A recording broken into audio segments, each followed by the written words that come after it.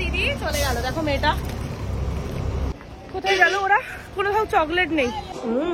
দেখো চকচক চকচক করছে, আর ও ওই দিকে বসেছিল, ঠিক আছে, ও আমাকে দেখে লিটারালি এদিকে উঠে এসে শুধু বাবা এখান থেকে পালাতে পারলে হয়। একবার বিয়ে করে স্বাদ মেটেনি, তাই না? আবার খেতে চলে গেছে ওই বুড়ো। পৌঁছেই গেছি, আর 1.5 কিলোমিটার বাকি আছে। Hi everyone, so welcome and welcome back to our new blog. So finally দাদার বিয়ের ব্লগ আজকে থেকেই শুরু হচ্ছে। তো আজকে আমরা কলকাতা থেকে মেদিনীপুর আসছি, মানে অলরেডি এসে গেছি। আমি ইন্ট্রোটা শুট করতে ভুলে গেছিলাম, মানে এত তাড়াহুড়ো ছিল যে করতেই পারিনি। তো এখানে এসে এখন আমি ইন্ট্রোটা দিচ্ছি। তো চলো তোমরা ফার্স্ট থেকে ব্লগটা দেখো যে আজকে কি কি করলাম। বেশি পরিমাণে না দেরি হয়ে গেছে আসলে। সকাল থেকে আমার দুটো আজকে প্রমোশনের কাজ ছিল। ওই প্রমোশনের কাজ করতে গিয়ে আমার ব্যাগ গোছানো হয়নি। এই যে একটা ছোট ট্রলি নিয়ে নিয়েছি, পিঠে একটা ব্যাগ নিয়েছি। এখন রিম্পাদির বুটিকে আছি, ওদের সবার লেহেঙ্গার রিম্পাদির বুটিক থেকেই বানানো হচ্ছে। তো দিদিদের, তারপর সোনাদি সবার লেহেঙ্গাগুলো পরে নিয়ে যাবো গাড়িতে, কিন্তু আপাতত ব্লাউজগুলো নিয়ে যাচ্ছি, কারণ পরে একবার দেখে নেবে, যদি ছোট বড় কিছু করতে হয় তো পরিয়ে নেবে। আছে গো রিম্পাদি? ও সবাই গেল, চলো দিন আসে। হেবি দেরি হয়ে গেছে, দিদি অলরেডি বেরিয়ে দাঁড়িয়ে আছে ওখানে। ব্যাগেতে এক ফোঁটা জায়গা নেই, দিদির ব্লাউজ নিয়ে যাচ্ছি না, শুধু কবে দেবে আমারটা? 24 তারিখ, ঠিক আছে আসি। উল্টে পড়ছিলাম কি রে ভাই। বনিও এই বাড়িতেই ছিল, এখন যাচ্ছে ওর ওই বাড়ি। হ্যাঁ, দেখা হবে 10-15 দিন পরে। ভালো লাগছে আমাকে? আমাকে বলছে এত সেজে গুজে কেন এসেছি? আমি সেজে গুজে আসিনি, একটু পরে পাগলি হয়ে যাবো। পাগল করে দিচ্ছে না, খোল। টাটা। হ্যাঁ ফাইনালি দিদির সাথে দেখা হয়ে গেছে। দেখা হয়ে আগে খাচ্ছি একটু লাসি। ভীষণ ভীষণ গরম, 42 ডিগ্রি আছে। দিদি আবার নাচ শেখাতে গেছিল, নাচের ক্লাস থেকে ডিরেক্ট এখানে আছে, মানে সকালবেলা বেরিয়েছে লাগেজ নিয়ে। হ্যাঁ পারছি না। মেট্রোয় করে আছে, যেতে যেতে এই যে দেখা হয়ে গেছে রিয়ার সাথে। ওরও কিন্তু একটা চ্যানেল আছে, তোমার রিয়া ঘোষ, আমি ডেসক্রিপশনে দিয়ে দেবো, মেনশন করে দেবো। তোমরা চাইলে ওর চ্যানেলটাকে ফলো করতে পারো, চেক করতে পারো। আর ও ওই দিকে বসেছিল, ঠিক আছে, ও আমাকে দেখে লিটারালি এদিকে উঠে এসে কথা বলছে। আমি বলছি তুমি জায়গা ছেড়ে দিলে, ও নামবে সেই কোথায় দমদম নামবে, প্রায় টলিগঞ্জ এসে তখন জায়গা ছেড়ে উঠে চলে এসেছে অলরেডি। তো যাই হোক, খুব ভালো লাগলো। আরো পরে আবার দেখা হবে, টাটা। দেবে গেছি, আজকে খেলা আছে KKR ভার্সেস RBC, ঠিক আছে, RCB, সরি কি বলছি, RCB খেলা আছে। আমি পেয়েছিলাম ও টিকিট, মানে একটা প্রমোশনারি কাজ ছিল, বাট যেতে পারলাম না, যেহেতু এখানে যাওয়ার আছে। আমি যদি এখন ক্যান্সেল করতাম লাস্ট মুহূর্তে, তো আমার দিদি আমাকে রাস্তা রাখতাম। চলো কি, হ্যাঁ যেতে দিদিস আমাকে নিয়ে গেলে যেতে দিতাম। সেটা তো হবে না, একজনেরই টিকিট ছিল, +1 ছিল না। তো চলো, রাহুল এসে গেছে, রাহুল এসে দাঁড়িয়ে আছে আমাদের জন্য। ওর সাথে একবার দেখা করবো, দেন আমি যাবো, আমরাও যাবো, আমরা বেরোবো। KKR আর KKR ভীষণ ভিড়, গায়ে কি বলে, অলরেডি আমাদের মাখিয়ে দিচ্ছিল, মানে এ করে দিচ্ছিল চারিদিকে। এখন শুধু বাবা এখান থেকে পালাতে পারলে হয়। বলার দরকার নেই, তার আগে গাড়িতে রং লাগিয়ে দিচ্ছে। যাবো না খেলা দেখতে। রাহুল কোথায়? রাহুল কোথায়? দুদিন আগে না রাহুলের জন্মদিন ছিল। এবার ওর সাথে আমার ওর জন্মদিনের আগের দিনও কথা হয়েছে, জন্মদিনের পরের দিনও কথা হয়েছে, কিন্তু জন্মদিনের দিন আমি জানি না কিভাবে মাথা থেকে বেরিয়ে গেছে ওকে উইশ করার কথা। মানে এটা খুবই খারাপ লাগছে আমার, তো কিছু করার নেই। তারপর আমি আর ওকে ফোন করিনি, আমি ভেবেছিলাম ওর সাথে একটা প্র্যাঙ্ক করবো আর কি, তো সেই জন্য আমি ফোন টোন করিনি। তো এখন ওর সাথে দেখা হচ্ছে, তাই ভাবলাম ওর জন্য একটু চকলেট কিনি। যে এমন ঘাটের মরা জায়গাতে কোথাও চকলেট নেই, কোথায় গেল ওরা, কোথাও চকলেট নেই, তাই আমি একটু ওই কোল্ড ড্রিঙ্কস নিয়ে নিচ্ছি। তারা ওদেরকে আগে খুঁজে নি, তারপরে কথা বলছি। না রাহুল চলে না, ও ওটা খেয়ে দিতে হবে না। তুই খাবি না?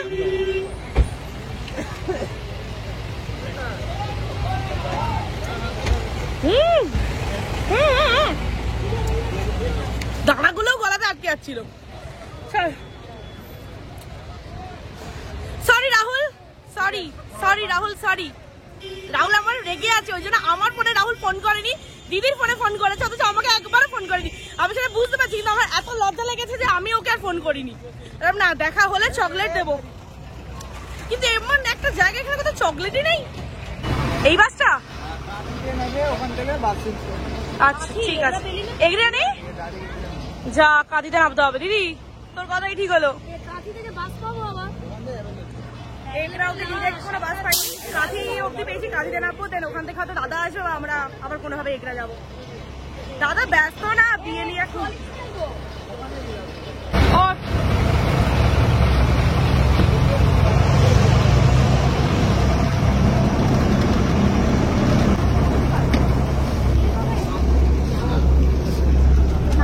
চিপস কিনে নিয়ে এসছে। কেন প্রমোশন করে দিলাম? চলো এবার বাস ছাড়বে 3:30-এ।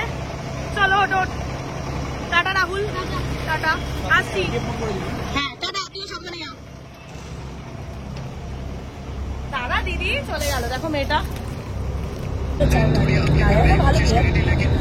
সো বাসে উঠে গেছে, বাসও ছেড়ে দিয়েছে, এখন দুগ্গা করে ভালো মতো পৌঁছে গেলেই হলো।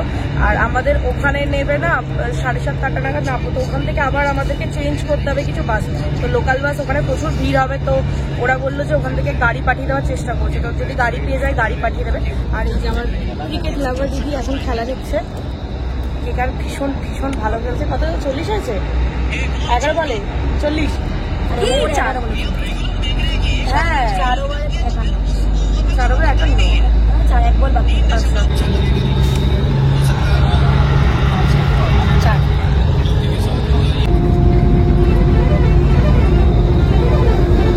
অনেকটাই রাস্তা মোটামুটি এসে গেছি, আর আমি তো সারাটা রাস্তা খেতে খেতেই আসি। আমার দিদি মধ্যে মধ্যে আসছে, কান চুপচাপ বন্ধ হয়ে গেল।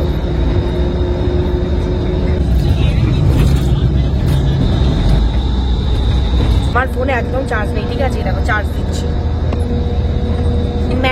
ম্যাকবুকেও চার্জ নেই আমাদের। আরে আমি চার্জ দেবো ভেবেছিলাম, ভুলে গেছিলাম। হ্যাঁ চার্জ শেষ হয়ে যাবে, তো ওরা হবে না, কিন্তু এসে যাবো, তখন পৌঁছে যাবো, তো যথেষ্ট চার্জ আছে। তোর ফোনে তো গান শুনছিলাম, যতক্ষণ ধরে একদম 100-200% চার্জ শেষ করে। তোর তো নতুন ফোন, আমার তো পুরোনো ফোন, আমার ফোন খারাপ হয়ে গেছে। তুমি নিজেই খারাপ, ওরা মনে হয়। প্যাকেটে পুরো পুরো ভর্তি, দেখো আমার জামাই পরে পুরো ভর্তি হয়ে গেছে। যেখানে খাবি সেখানেই ছড়াবি। ভালোগুলো দিদি খেয়ে নিয়েছে, ঠিক আছে, আর পুরোগুলো আমাকে দিয়েছে, তুই খেতে গিয়ে সারা গায়ে ছড়িয়েছে। প্যাকেটটা ধরে মুখে পড়েছে। ওকে তুই অনেক খেয়েছিস, তুই অনেক খেয়েছিস, আর আমাকে এই গুঁড়োগুলো দিয়েছে, ওই জন্য আমি ছড়িয়ে গেছে চারিদিকে। তখন থেকে এই ডাস্টবিনটাকে ভর্তি করেই যাচ্ছি, প্রায় পৌঁছেই গেছি, আর 1.5 কিলোমিটার বাকি আছে, কিন্তু ট্রলিটাই ভিতর দিকে ঢুকে গেছে। কি হবে? কি হবে বার কর।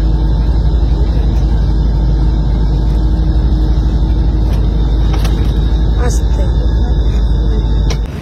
বাসের লোকজনই আমাদেরকে একটা টোটো করে দিল, বাস থেকে নেবে, টোটোয় উঠে পড়েছি।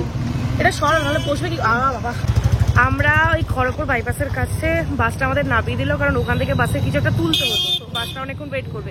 ওখান থেকে আবার বাসটা একটা টোটো করে দিল, আমরা এখন এসে গেছি সেন্ট্রাল, কাছে সেন্ট্রালে এসে গেছি। এখান থেকে গাড়ি পাঠিয়ে দিয়েছে, এবার গাড়িতে করে যাব বাড়ি। নে ব্যাগটা নে, ব্যাগগুলো নে দিদি।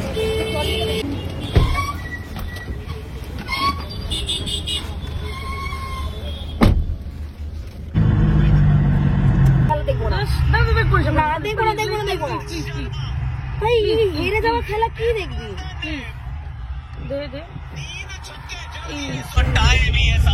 কি হবে দিদি? 1 বলে 3 রান, কি হবে? জিতলে তোকে বলবো? দিদি কান বন্ধ করে নিয়েছে।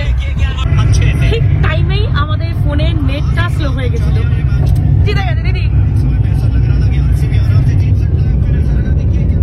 কলকাতা জিতে গেছে, কিন্তু কলকাতার খেলা দেখতে একটু আমরা মিষ্টি নিতে ভুলে গেছিলাম, তাই আবার বাড়িটা ক্রস করে এগিয়ে এসে এই যে এখন একটা মিষ্টির দোকানে এসেছি, এখান থেকে একটু মিষ্টি নিয়ে নিই, তারপর যাবো। এসেই গেছি, বেশিক্ষণ টাইমও লাগলো না এবারে আসতে।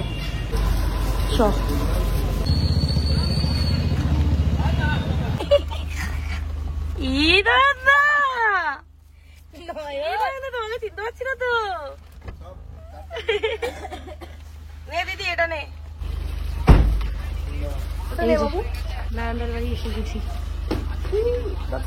এসে গেছি, চলো। তুমি কি ওই বাড়ি ছিলে? না, তোমাকে নিতে হবে না, চলো চলো চলো। দেখো দিয়েও দিল, সেই তোমার বিয়ের সময় এসেছিলাম এই ঘরেতে। আজ তাহলে আমরা এখানেই থাকছি। খুব সুন্দর তো। হ্যাঁ এটা লাইটিং দাও, এমনি কালো ফ্রেমের বানালে এটা নতুন বানিয়েছো? হ্যাঁ কালো ফ্রেমের বানালে ভালো হতো, কিন্তু লাইটিং এর জন্য তুই নেমেছিলি কেন রে? তুই নামিস? হ্যাঁ নামে তো। ভালো আছো? খেলা দেখছি। ভালো আছেন? হ্যাঁ ভালো আছে। ভালো আছো? যারা আমার ব্লগে তোমাকে আগে দেখেছে তারা কেউ চিনতে পারবে না তোমাকে, বিশ্বাস করো আমি নিজে চিনতে পারছি না। মুখগুলো দেখা যাচ্ছে, শুধু এইটুকু দেখা যাচ্ছে তার। ঘুমটা মুড়ি দাঁড়া। হ্যাঁ মোরাও একদম। এই যে সেই কাকিমা দিয়ে দিয়েছে আমপোড়ার শরবত, তো এটা এখন খাচ্ছি। দিদি গেছে ফ্রেশ হতে, দিদি বেরোলে আমি যাবো ফ্রেশ হবো। দাদার বিয়ে হচ্ছে 28শে এপ্রিল, ঠিক আছে, আর আজকের হচ্ছে 21শে এপ্রিল। আমরা এতদিন আগে চলে এসেছি, তার কারণ হচ্ছে আমরা ঠিক করেছি যে দাদার এন্ট্রির সময় দেওয়া বউ যখন এই বাড়িতে আসবে তখন আমরা কিছু ডান্স তুলবো, মানে গ্রুপ পারফরমেন্স সবাই মিলে করবো, মানে বৌদিকে ওয়েলকাম করার জন্য বা দাদাকে বিয়েতে পাঠানোর জন্য, এরকম অনেক কিছু প্ল্যানিং আছে। তো সেগুলোই করবো, তার জন্য এত তাড়াতাড়ি আসা, কারণ গান সিলেক্ট আছে, আরো অনেক কিছু আছে। তো চলো। এ দিদি তোর হলো? দিদি বেরো, তাড়াতাড়ি বেরো। কখন থেকে ঢুকে বসে আছে, ও বেরোলে আমি ফ্রেশ ট্রেশ হইনি, তারপর একসাথে বসে গল্প গল্প শুরু হবে। হয়ে গেছে? যাই, এবার আমি যাই, গিয়ে ফ্রেশ হয়নি। উফ, স্নানটা করে এসে যা ফ্রেশ লাগছে না, এতক্ষণের জার্নি, বাট খুব একটা বেশি কোনো এবারে না লাগলো না, মোটামুটি 4 ঘন্টার ভিতরেই পৌঁছে গেছি। তো এখন স্নান টান করে উঠে একটু স্কিন কেয়ার করছি, কারণ সামনে বিয়ে। আর এই যে গরমটা পড়েছে, এই গরমে বেশি মেকআপ করতে পারবো না, তো এই ন্যাচারাল স্কিন দিয়েই কাজ চালাতে হবে। তো একটু বেশি করে আমি এখন স্কিনের যত্ন নিচ্ছি। দেখো চকচক চকচক করছে। এই যে এই রোজিপ সিরামটা ইউজ করছি, এটা সত্যি খুব ভালো, সত্যি খুব ভালো। এখানে এখন দাদার আইব্রো বার চলছে, ফটো তোলা দেখো, দুজনে মিলে বসে গেছে। 10:50। 10:50 বাজে? হ্যাঁ ভাই বল। হ্যাঁ দাও দাদা, শুরু করো খাওয়া। ও আচ্ছা, ফটো তোলা হবে, শুরু করো। কাকিমা খেতে বসবে না? বসে যাও একসাথে। একবার বিয়ে করে স্বাদ মেটেনি, তাই না? আবার খেতে চলে গেছে আইবুড়ো। হ্যাঁ আইবুড়ো ভাত, এই যে জল জানতো একটা বউ দাঁড়িয়ে আছে, আবার কটা দিয়ে করে? আমরা কিন্তু কপাল পুড়তে দেবো না। শাশুড়ি সামনে দাঁড়িয়ে আছে বলে কপাল পুড়তে দেবো না। দাঁড়াও। সবাই এখন বাইরে একসাথে বসে খাওয়া দাওয়া করছে, গল্প করছে। তো আমি ভিতরে চলে এলাম, কারণ আমার না এডিট প্রচুর বাকি আছে। তো ঘরেতে এখন কেউ নেই, আমি ভাবলাম ফাঁকায় ফাঁকায় আমি ভয়েস ওভারটা দিয়ে নিই, কারণ আমার না ফোনে তো একদম জায়গা থাকে না। এখন রোজ ব্লগ করবো, তো প্রত্যেক দিনের ব্লগটা প্রত্যেক দিনে ভেবেছি এডিট করে পোস্ট করে দেবো, তাহলে কোনো ওই জায়গার প্রবলেমটা একদমই থাকবে না। আর তোমরা অনেকেই আমাকে জিজ্ঞাসা করেছিলে যে আকাশদা আমার কে হয়। তো আকাশদা হচ্ছে মেনলি স্বর্ণালী, মানে আকাশদার বোন যে স্বর্ণালীদি আর আমার দিদি একসাথে পড়াশোনা করতো রবীন্দ্রভারতী ইউনিভার্সিটিতে। তো ওরা রুমমেট ছিল। তারপরে দিদি স্বর্ণালীদি দুজনেই আর কি আমাদের বাড়িতে থেকেই পড়াশোনাটা করতো। তো স্বর্ণালীদির সাথে মানে নিজের জেঠুর মেয়ে, কাকার মেয়ে, মামার মেয়ে যেমন একটা সম্পর্ক হয় না, নিজের দিদি, তো সেরকমই একটা আমাদের সম্পর্ক হয়ে গেছিল। তারপর স্বর্ণালীদির ফ্যামিলির সাথেও সেরকম সম্পর্ক। দেন আকাশও দিদির বিয়ের সময় আমাদের বাড়িতে যায়।